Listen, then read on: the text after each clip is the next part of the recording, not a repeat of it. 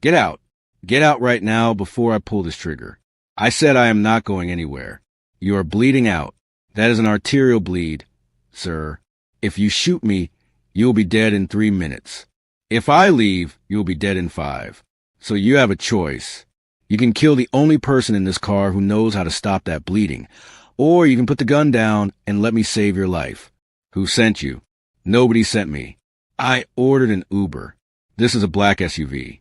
I made a mistake that I am regretting every second, but I took an oath to do no harm. And right now, watching you die on this leather seat will be doing harm. So, are you going to shoot me, or are you going to let me open my bag? Do it. But if you try anything, if you even flinch, you won't leave this car alive. If this story grabs your attention, if you love tales where danger and romance collide in the most unexpected ways, hit that like button right now. Subscribe to the channel for more stories about love found in the darkest of places.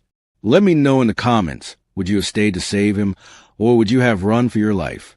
The rain in Chicago that Tuesday night was not just rain. It was a punishment. It was a kind of freezing, relentless downpour that felt personal, like the sky was angry at the earth. The wind whipped off Lake Michigan, turning the streets into wind tunnels of ice and misery. Delight Okafor was beyond exhausted. She had just finished a 14-hour double shift at St. Jude Memorial Hospital. Her feet were throbbing inside her sensible nursing shoes. Her Caribbean blue scrubs, usually crisp, were wrinkled and smelled faintly of antiseptic and the cafeteria coffee she had been living on since 5 in the morning. She stood just inside the automatic sliding doors of the emergency room exit, hugging her tote bag to her chest. Her braids were pulled back in a bun that was slowly surrendering to gravity, loose strands framing a face that usually held a bright smile. But tonight, there was no smile, just a desperate need for a hot shower in her bed. She looked at her phone. The app said her driver was here. A black SUV. License plate starting with K4. Delight squinted through the glass. The rain was coming down in sheets, blurring everything into gray and neon smudges. But there it was. A sleek black vehicle idling at the curb, hazard lights blinking through the storm. She didn't check the plate. She didn't check the driver. She just wanted to be dry. She pushed through the doors, ducking her head against the wind, and ran. Puddles splashed icy water onto her ankles. She yanked the back door of the SUV open and threw herself inside, dragging her heavy bag in with her. She slammed the door shut, cutting off the roar of the wind. Thank God. Delight breathed out, shaking water from her umbrella onto the floor mat. I am so sorry to keep you waiting. I literally had to run from the nurse's station because my relief was late again. She waited for the driver to say something. Usually they asked how her night was, or confirmed the destination, or at least grunted. But there was silence, a heavy, thick silence that felt heavier than the air outside. And there was a smell. It wasn't the cheap vanilla air freshener most drivers use to cover up the smell of previous passengers. It smelled of expensive leather, sharp ozone, and something metallic, something copper and terrified. Blood. Delight froze. Her nurse instincts, honed over 5 years in one of the busiest ERs in the city, kicked in before her brain did. She slowly lifted her head. There was no driver in the front seat. There was a partition of dark glass separating the front from the back, and she wasn't alone in the back seat. Sitting in the far corner, pressed deep into the shadows of the plush leather, was a man. He was dressed in a suit that looked like it cost more than her entire nursing school tuition. Black, tailored perfectly to broad shoulders. But the pristine white shirt underneath was ruined. A dark, wet stain was spreading rapidly across his left side, soaking the fabric and pooling on the seat. His face was pale, marble pale, high cheekbones that looked like they could cut glass, jet black hair that was wet with sweat or rain, clinging to his forehead. He was undeniably handsome in a sharp, terrifying way. But Delight didn't focus on his face. She focused on the gun in his hand, a black pistol with a long cylinder attached to the muzzle, a silencer, and it was leveled directly at her chest. This wasn't an Uber. Who sent you? His voice was a rasp, like gravel grinding over velvet. He didn't sound scared. He sounded lethal. Even dying, He sounded like he was in charge. Delight threw her hands up, her phone clattering to the floor mat. Nobody. I am sorry. I thought this was my Uber. The man's eyes were dark, almost black, and they narrowed with suspicion. He adjusted his grip on the gun, but his hand trembled. Just a fraction. A fine tremor that a normal person might miss. But Delight wasn't a normal person. She dealt with trauma every day. Hypovolemic shock. He was losing blood fast. Get out, he hissed the words. Before I kill you. Delight scrambled for the door handle, her heart hammering against her ribs like a trapped bird. Every instinct screamed at her to run, to dive back into the rain and scream for the security guards. But as her fingers touched the cold metal of the latch, she looked back at him.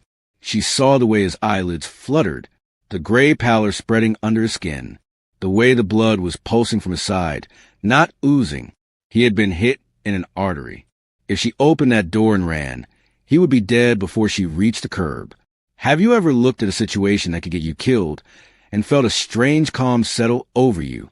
A moment where your training overrides your fear, where you stop being a victim and start being a professional.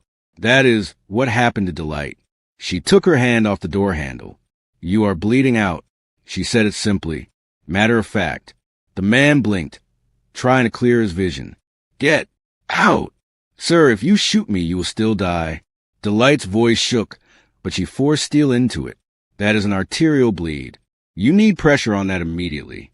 The man looked at her, really looked at her.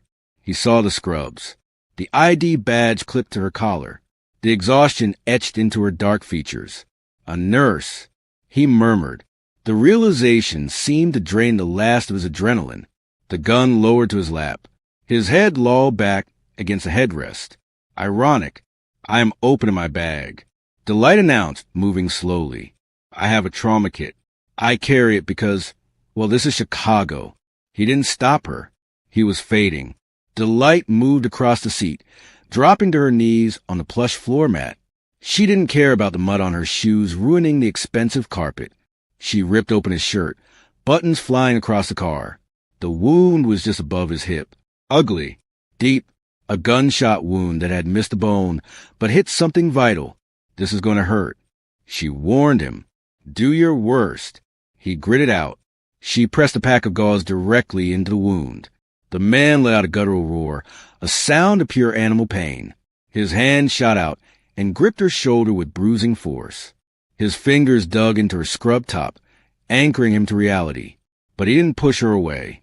He held on to her like she was the only solid thing in a spinning world. Drive, he shouted at the partition.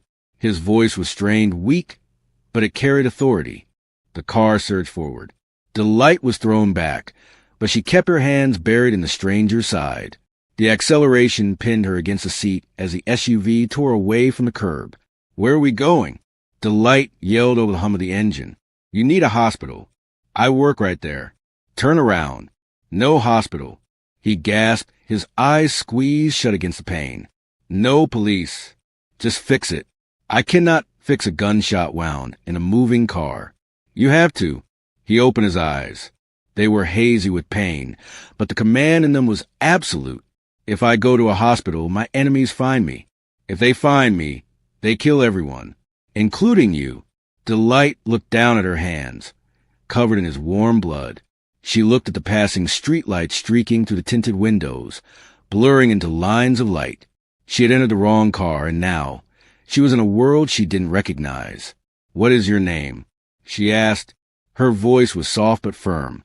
He looked at her, fighting to stay conscious. Minho. Kong Minho. Okay, Minho. Delight pressed hard on the wound, ignoring his flinch. My name is Delight, and you are not going to die on my shift. The drive took 20 minutes. They didn't speak much. Every time Minho's eyes started to drift close, Delight would pinch his arm or ask him a question. Stay with me.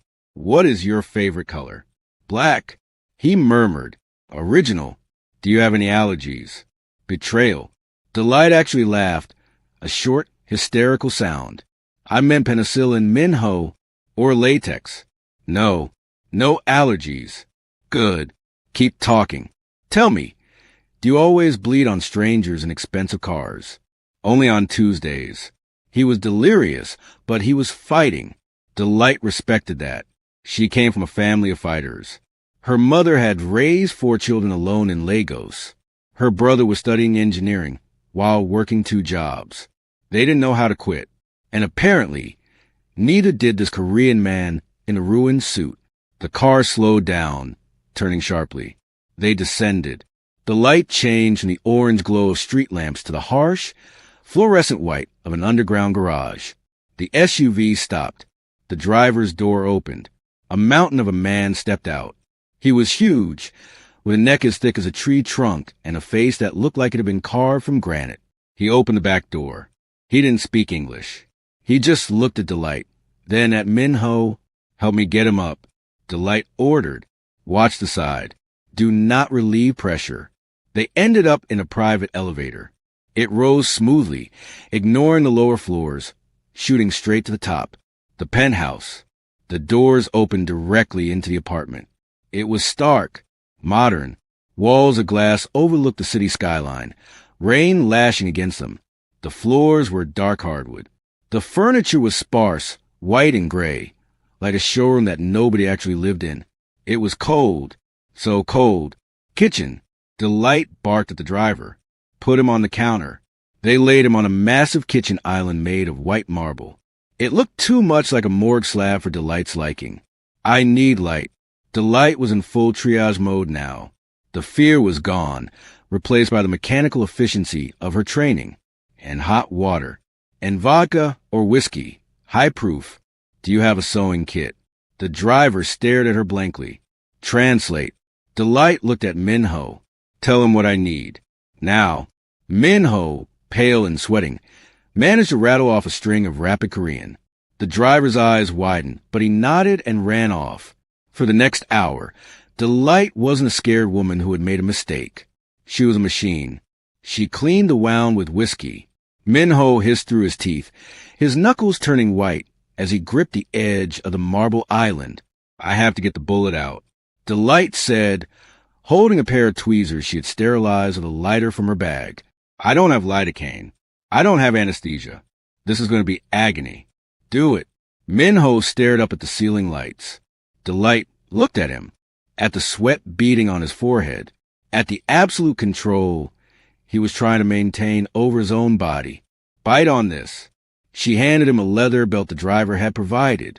He bit down. She dug. It was brutal. It was bloody. It was a kind of medicine that happened in war zones, not in luxury penthouses. But she found it. The bullet was lodged deep in the muscle, just missing the iliac artery. When she pulled it out and dropped it into a metal bowl with a clink, Min-ho let out a breath that sounded like a sob. But he didn't pass out. "I am sewing you up now." Delight threaded the needle. She worked quickly, precise neat stitches. She hummed a song under her breath, a habit from her childhood, a Nigerian lullaby her mother used to sing. It seemed to calm him. When the last stitch was tied and the bandage was secured, Delight slumped against the counter. Her hands were shaking now. The adrenaline was leaving her system, leaving her cold and terrified. She washed the blood off her hands in the sink, watching the red swirl down the drain against the white porcelain. "You have hands of stone." Delight turned around. Min-ho was still lying on the island, shirtless now. His chest was wrapped in white gauze. He looked exhausted, broken, but his eyes were open and focused on her. "Is that a compliment?" Delight asked, leaning against the sink for support. "In my world, yes. It means you don't shake. It means you are steady when the world is burning." Delight looked at her hands. They were trembling now. "I am shaking now. But you didn't shake when it mattered." He tried to sit up. "Don't move." Delight rushed forward, placing a hand on his uninjured shoulder. "You lost a lot of blood. You need fluids. You need rest." She checked his pulse. Her fingers brushed against his wrist, warm skin against cool. A spark. It was electric, undeniable. It jumped between them like static. Delight felt it in her chest. Min-ho felt it too. She saw his pupils dilate, swallowing the dark iris. "Who are you?" He whispered. "I told you. I am Delight." That is your name. Who are you? Why did you stay? You could have run when the car stopped. You could have let the driver take over. I took an oath to do no harm. Leaving you to bleed out would have been harm, even to a monster. Delight paused. She looked at the gun sitting on the counter, cleaned and reloaded by the driver. She looked at the scars that mapped Minho's chest and arms. Old knife wounds, bullet grazes, a history of violence written on his skin. I don't see a monster, she whispered, meeting his gaze. I see a patient who is too stubborn to die. Minho studied her. He looked at her tired eyes, her messy braids, the strength in her jaw. For the first time in years, the cold calculation in his mind quieted. Delight, he tested the name. It sounded foreign but sweet on his tongue. You should go, before it gets worse. I can't go, she said simply. You might get an infection. I need to monitor you for sepsis, and I need to make sure the sutures hold. You are staying. He sounded baffled. I am staying until you are stable. Then I am calling a real Uber. She didn't leave that night, or the next. The penthouse became a strange, suspended reality, a gilded cage. The next morning, Delight woke up in a guest room that was bigger than her entire apartment. The sheets were silk. The view was breathtaking. She walked out into the living room, still wearing her scrubs which she had washed in the sink and dried with a hairdryer. She tried to go to the elevator. The driver, whose name she learned was Hoon, stepped in front of her. He shook his head. I need to go to work, Delight said, trying to step around him. He didn't move. He just pointed to the TV screen on the wall. The news was playing. A report about a gang war escalating in Chicago. Shootings. Retaliation. The police were on high alert. Delight understood. She was a witness. If she left, she was a liability. If she left, she was in danger. She went back to the kitchen. Minho was sitting up on the sofa, a laptop open in front of him. He looked better. Color had returned to his cheeks. He was wearing a fresh shirt, unbuttoned, revealing the bandage. I am a prisoner. Delight said. It wasn't a question. You are under protection. Minho didn't look up from the screen. Same thing. It is not the same thing. A prisoner wants to escape. A protected person wants to survive. My enemies know I was hit. They are looking for weakness. They are looking for anyone who helped me. If you walk out that door, you will be dead in an hour. Delight felt a cold chill run down her spine. So what? I just live here now, until it is safe. Yes. She paced the room. I have a job. I have bills. My brother in Lagos needs his tuition fees next week. I cannot just disappear. Minho stopped typing. He looked up. How much? Excuse me. How much is the tuition? How much are your bills? Delight scoffed. I don't want your money. Everyone wants money. Not everyone. Delight crossed her arms. I am not a mercenary. I am a nurse. And I am calling the hospital to tell them I have the flu. Minho watched her. He was used to people begging him for favors. Used to people cowering. He wasn't used to a woman in wrinkled scrubs looking at him with pure annoyance. Make the call, he said quietly. But do not tell them where you are. The days turned into a week. It was a strange, tense domesticity. Delight was a nurse, the cook, and the conscience. Minho was a patient, the boss, an enigma. Delight couldn't stand the food Hoon brought. Bland takeout. Protein shakes. On the third day, she found the kitchen fully stocked but untouched. She found rice, tomatoes, spices buried in the back of a cupboard. She made jollof rice. The smell filled the sterile penthouse. Rich, spicy, warm. It smelled like life. Minho walked into the kitchen, drawn by the scent. What is that? It is food. Real food. Not that cardboard you've been eating. Sit. He sat. He took a bite. His eyes widened. He reached for his water. It is spicy. He gasped. It is flavor. Delight smiled. It wakes up your blood. He ate the whole bowl. That night, a storm battered the glass walls again. Thunder shook the building. Delight couldn't sleep. She wandered into the living room. Minho was there. He was sitting at a grand piano in the corner, an instrument she hadn't noticed before because it was covered in a black sheet. He was playing. It wasn't a simple tune. It was complex, melancholic, haunting. The notes seemed to weep. Delight stood in the doorway, watching him. His back was straight, his fingers moving with fluid grace over the keys. The killer was gone. The boss was gone. In his place was a man burdened by ghosts. She walked closer. He stopped playing, sensing her presence, but he didn't turn around. My mother taught me, he said, his voice low. She wanted me to be a musician. She said I had the soul of an artist. What happened? Delight asked softly. My father happened. He died, and the family needed a leader. Hands that play music cannot hold a kingdom together. So I traded the piano for the gun. Delight moved until she was standing next to the bench. She looked at his hands. The long fingers. The calluses from weapons. The scars. You have beautiful hands, she said. They can do both. He turned to her then. The silence in the room was deafening, heavier than the thunder outside. He stood up. He winced slightly, the wound still healing, but he ignored it. He stepped close to her, inches away. She could smell the soap he used, clean and sharp, and the faint scent of rain that always seemed to cling to him. You are dangerous. Delight Okafor. He murmured, I am just a nurse. No, you are dangerous because you make me want things I cannot have. You make me want to be a man who deserves to be saved. Delight looked up at him, into those dark, tortured eyes. Maybe you are that man. She whispered. He reached out. His fingers traced a line of her jaw.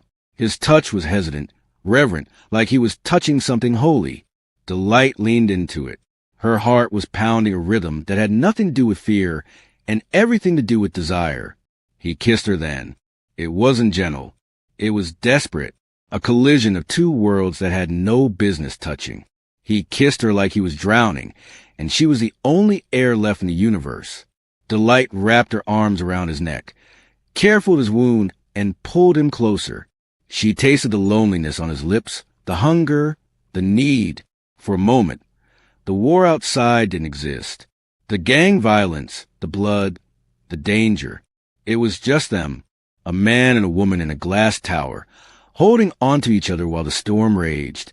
They broke apart breathless. Minho rested his forehead against hers. I should not have done that. He whispered. Why? Because now I have something to lose. Delight smiled, a sad, knowing smile. You always had something to lose, Minho. You just didn't know it was worth keeping. For the next few days, they lived in a bubble. They ate takeout on the floor, laughing at bad TV shows. They debated politics and philosophy. Delight told him about Legos, about the heat and the noise and the family she missed. Minho told her about soul, about the pressure of legacy, about the loneliness of command. They slept in the same bed, not for sex, but for comfort. Minho, who usually slept with a gun under his pillow and one eye open, slept soundly for the first time in years. He slept with his arm draped over her waist, anchoring her to him. Delight forgot about the gun on the nightstand. She forgot about the blood she had scrubbed from the marble. She only saw Minho. But bubbles pop. It happened on a Tuesday, exactly 1 week after she entered the wrong car. Delight was in the kitchen making tea. The rain had finally stopped, leaving the city washed clean and glittering in the sunlight. The elevator chimed. Delight looked up, smiling, expecting Hoon with the groceries. But it wasn't Hoon. 3 men stepped out of the elevator. They were wearing gray suits. They didn't look like Minho's men. They looked like sharks in human skin. The leader walked with a cane, though he moved with a predator's grace. He saw Delight and smiled. A smile that didn't reach his eyes. A smile that promised pain. Kong Minho. The leader called out, his voice smooth and oily. We heard you were dead. Disappointing to see the rumors were exaggerated. Minho emerged from the bedroom. He was shirtless, the bandage stark white against his skin. A gun was instantly in his hand. He didn't say a word. He moved. He shoved Delight behind him, his body becoming a human shield. Chairman Park. Minho's voice dropped to that lethal register Delight remembered from the car. You are trespassing. I am merely checking on an investment. Park smiled, his eyes flicking to Delight. looking her up and down with disgust. And I see you found a pet. Touch her, and I will burn your entire lineage to the ground. Min-ho snarled. The violence in his voice was so raw, so terrifying, that Delight flinched behind him. He popped up, fired 2 shots, and ducked back down. His movements were precise, calculated. He wasn't the tender man who played the piano. He wasn't the man who ate jollof rice and laughed. He was the killer. Stay down. He roared at her, changing magazines with a fluid motion. The firefight lasted less than a minute, but it felt like an eternity. Then, silence. Only the sound of wind whistling through the broken windows.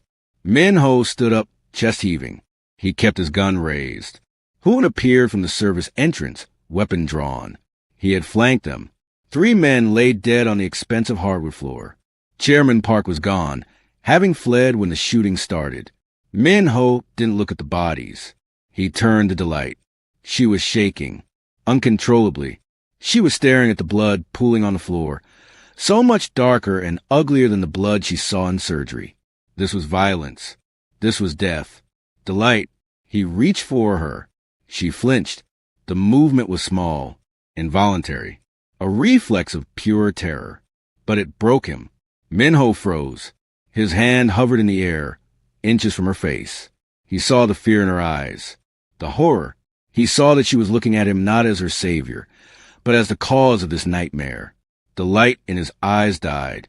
It was replaced by a wall of ice. He dropped his hand. He turned away. Pack your things. Min-ho. Delight's voice was a whimper. Pack your things. He shouted. The sound echoed off the broken glass walls. Get out. Go back to your life. Go back to your hospital and your Uber drivers in your safe, small world. You are pushing me away, she said, standing up, her legs trembling. You are doing this to protect me. I am doing this because you are a distraction. He lied, and he did it well. He turned to face her. His expression was a mask of cruelty. He gestured to the bodies on the floor. Look at this room. Look at the death. This is my life. Do you think you can survive this? Do you think you belong here? You are a nurse. You save lives. I take them. We are not the same. I think I love you, she said.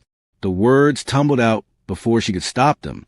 Min-ho's jaw tightened. For a second, the mask slipped. She saw the agony in his eyes, the desperate desire to pull her into his arms and never let go. But he clamped it down. Love doesn't stop bullets. Delight, go. Before I decide you know too much to leave alive. It was a bluff. They both knew it. But the threat hung there, a severing blade. Hoon took her arm gently. Delight looked at Min-ho one last time.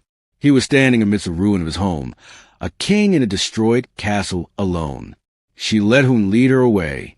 The elevator doors closed, cutting off her view of him. Delight sat in the back of the SUV as Hoon drove her back to her apartment. She didn't look at the city passing by. She just cried silently, her heart aching more than any physical wound ever could. She had entered the wrong car. She had saved the wrong man.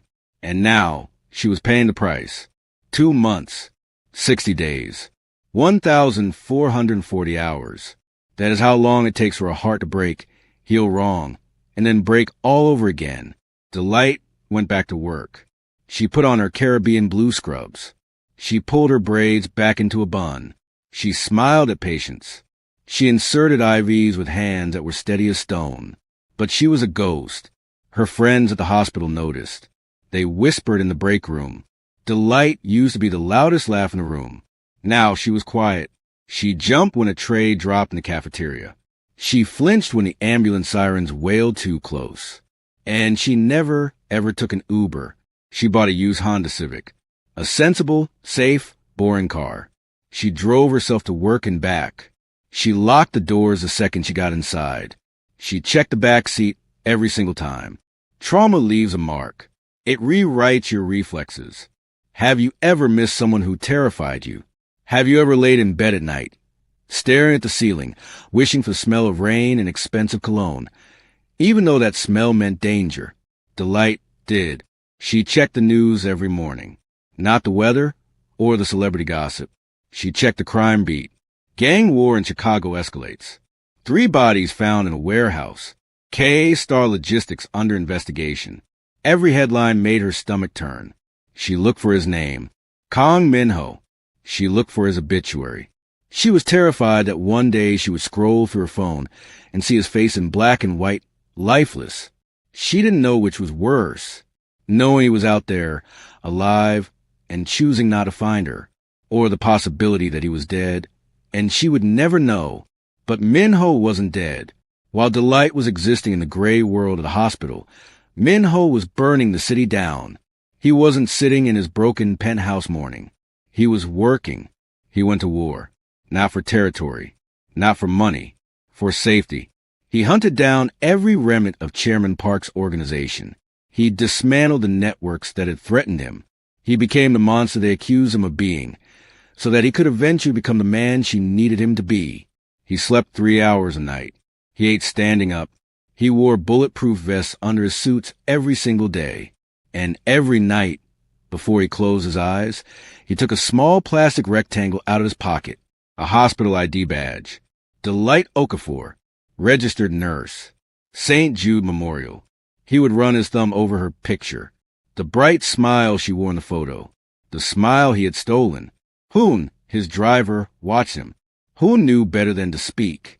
He saw the way his boss looked at that ID card. It was a talisman. A promise. Min-ho was cleaning house. He was scrubbing the blood from his ledger. He was making the city quiet. Because you cannot bring a flower into a burning house. You have to put the fire out first. And it took him exactly 2 months to put the fire out. It was raining again. Of course it was raining.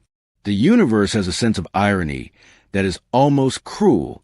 Delight finished her shift at 7 in the evening. It was dark. The autumn chill had settled over Chicago, turning the rain into icy needles. She walked out of the sliding glass doors of the ER, digging in her bag for her car keys. She was tired, bone-deep tired, the kind of exhaustion that makes your eyes burn and your soul heavy. She stepped onto the curb, opening her umbrella, and then she stopped. The ambulance bay was blocked. Usually, there was a chaotic line of ambulances, police cars, and taxis. But tonight it was silent. There was a wall of black steel. 4 black SUVs were parked in a perfect semicircle, blocking the entire exit ramp. They were sleek, ominous, and identical. Their engines were idling, a low, collective growl that vibrated in the pavement. Security guards were standing around, looking nervous and confused. They were talking into their radios, but nobody was moving the cars. Delight's heart slammed against her ribs. She knew those cars. She knew that formation. The trauma reflex kicked in. Run. Hide. Go back inside. But her feet wouldn't move. She stood there, frozen under her umbrella, staring at the lead vehicle. The license plate started with K4. The back door of the lead SUV opened. A man stepped out. He wasn't wearing a coat. He wasn't holding an umbrella. The rain hit him instantly, soaking his dark suit, plastering his black hair to his forehead. He didn't care. He stood up straight. He looked different than the last time she saw him. He was thinner. His cheekbones were sharper, like blades. There was a fresh, thin scar running through his left eyebrow, a souvenir from the war she had read about in the headlines. But his eyes were the same. Dark, intense, locked on her like a laser. Kong Min-ho. He walked toward her. He didn't rush. He moved with the deliberate, predatory grace of a big cat. The security guards parted for him like the Red Sea. They didn't know who he was, but they knew power when they saw it. Delight gripped her umbrella so hard her knuckles turned white. She wanted to scream at him. She wanted to throw her bag at him. She wanted to run into his arms. He stopped 3 feet away from her, just outside the shelter of her umbrella. The rain ran down his face like tears. "You are blocking the ambulance bay," Delight said. Her voice was shaking, but it was loud. "That is a code violation. You are blocking emergency vehicles." Min-ho looked at the SUVs. Then he looked back at her. "I bought the hospital." The words hung in the wet air. Delight gaped at him. "You what?" St. Jude Memorial was facing a budget crisis. "I acquired a controlling interest in the board of directors this morning. I am the chairman of the board." He took a step closer. So, I think I can park where I want. Delight let out a sound that was half laugh, half sob. You bought a hospital. You bought an entire trauma center. Why? Because I needed a legitimate reason to be here, he said. His voice was rougher than she remembered. Gravel and velvet and exhaustion. I could not just lurk in the parking lot like a stalker. That is beneath me. So I became your boss. You are insane. Delight whispered. I am. He agreed. I have been insane for 2 months. He reached into his pocket. His hand came out holding something small and white. He held it out to her. It was her ID badge. The one she had dropped on the floor of his car that first night. The one she had replaced the next day, telling HR she lost it on the bus. You kept it. She breathed. It was the only thing I had, he said softly. He didn't hand it to her. He just held it, staring at the picture. I tried, Delight. I tried to leave you alone. I tried to let you be safe. I told myself you were better off without me. I told myself I was poison. What changed? She asked. I realize that I am not safe without you. He stepped into the space under her umbrella. He was so close now she could feel the heat radiating off him. She could smell the rain and the soap and the danger. I sleep with a gun under my pillow, but I cannot sleep because the bed is cold. I won the war, Delight. Chairman Park is gone. His organization is dismantled. The city is mine. He looked down at her, his eyes searching her face for any sign of the woman who had stitched him up with a sewing kit. But it means nothing. He placed the badge in her hand, his fingers brushing her palm. His hand was warm, rough. My mother told me, Hans, that play music cannot hold a kingdom. But she was wrong. Because I don't need to hold the kingdom alone. I need a partner. I need someone who has hands of stone. Someone who can stitch me back together when I fall apart. Delight looked at the badge in her hand. Then she looked up at his face. The scar on his eyebrow. The fatigue in his eyes. You lied to me, she said, her voice trembling. You told me I was a distraction. You told me to get out. You broke my heart, Minho. I had to. He pleaded. If you had stayed that day, Park would have targeted you. I had to make you leave. I had to make you hate me, so you would stay away long enough for me to kill them all. And now they're dead. And I am here, begging. He fell to his knees, right there on the wet pavement, in front of his men, in front of the hospital staff watching from the windows. The CEO of the Kong Syndicate, the new owner of the hospital, dropped to his knees in the rain. He didn't care about his suit. He didn't care about his dignity. I am a selfish man, Delight. I am asking you to step back into the fire. I am asking you to be the wife of a man who has many enemies. I am asking you to enter the wrong car, on purpose. This time, he looked up at her. Rain dripped from his eyelashes. But I promise you, I swear on my life, I will never let anyone hurt you again. Not even me. Especially not me. Delight looked down at him. She saw the boy who played the piano. She saw the man who ate jollof rice. She saw the fighter who had burned down a city just to come back to her. She thought about her safe, quiet life, the Honda Civic, the lonely nights, the gray world. Then she looked at the fire in his eyes. She dropped her umbrella. It tumbled away in the wind, bouncing across the pavement. The rain hit her instantly, soaking her scrubs, plashing her clothes to her skin. She didn't care. She knelt down in front of him. She reached out and placed her hands on his face. Her hands of stone.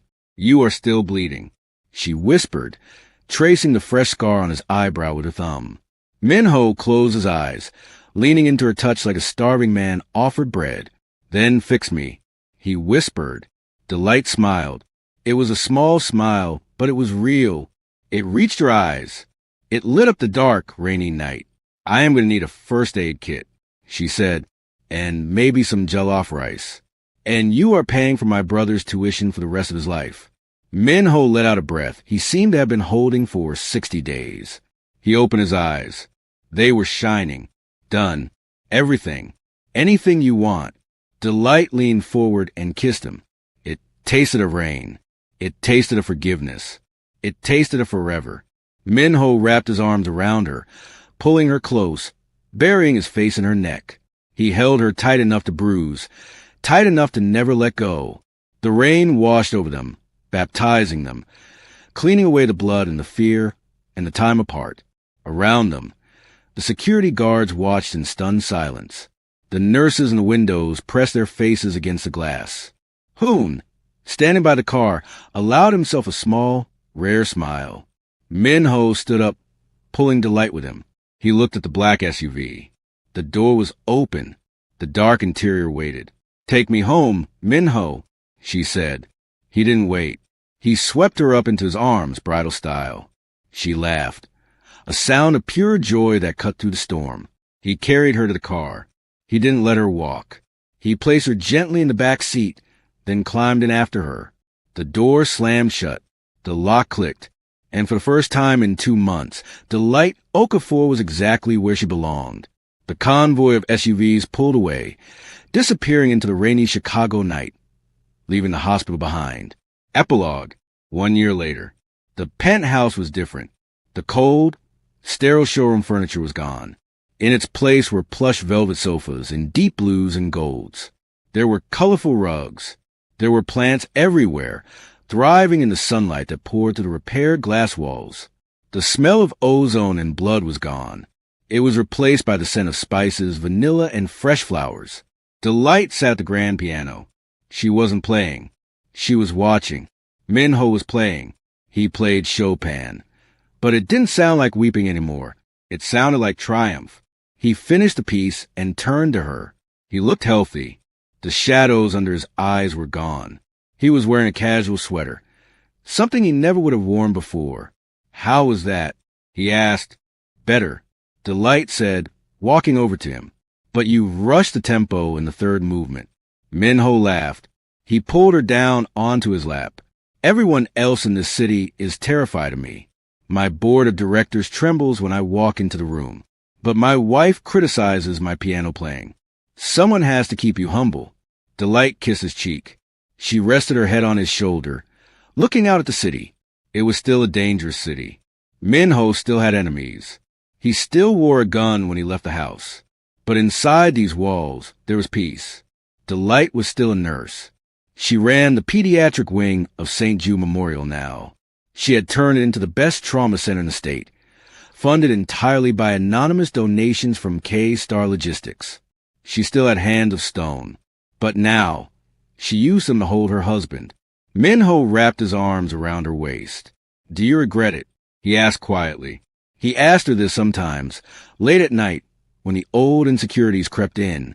"Do you regret getting in the car?" Delight looked at the ring on her finger. A massive diamond, yes, but nestled next to it was a simple band of gold. "I regret the running," she said. "I regret the doubt. But the car." She turned in his lap to face him. She traced the line of his jaw, the scar on his brow, the lips that had whispered her name in the dark. "The car was the only right turn I ever made." Minho smiled. It was a smile that belonged only to her. "I love you, Delight." "I know," she whispered. "Now play me something happy." He began to play again. A jazz tune this time. Bright, chaotic, full of life. And outside, the rain began to fall, tapping gently against the glass, no longer a punishment, but a song. If you felt the tension in that car, if you believe that love can bloom even in the darkest places, hit that like button right now. Tell me in the comments, would you have gotten the car the second time? Would you have forgiven him? Don't forget to subscribe for more stories about love that defies the odds and dangerous men who fall for strong women. Until next time, remember, sometimes a wrong turn leads you exactly where you're supposed to be. Better, Delight said, walking over to him. But you rushed the tempo in the third movement. Minho laughed. He pulled her down onto his lap. "Everyone else in this city is terrified of me. My board of directors trembles when I walk into the room. But my wife criticizes my piano playing. Someone has to keep you humble." Delight kissed his cheek. She rested her head on his shoulder, looking out at the city. It was still a dangerous city. Minho still had enemies. He still wore a gun when he left the house. But inside these walls, there was peace.